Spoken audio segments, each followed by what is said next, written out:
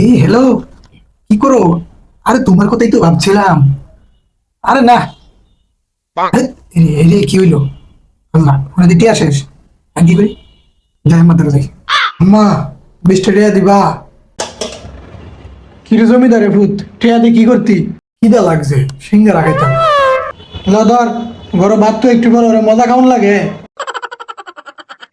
যাই, মিনিট কিনি কখন? আরে না, মোবাইলে চার্জ শেষ হয়ে গেছে। ধুর তোরি, আবার কি? আল্লাহ, আবার দুটি আসিস। ফোন করতে আরাম টিয়া, আমার কি করে বুঝ দিমু? যাই, বুদ্ধি একটা পাইছি। আল্লাহ গো, কি সিঙ্গারা খাইলাম আম্মা, হেডের ভিতরে গ্যাস উল্লে গেছে গা।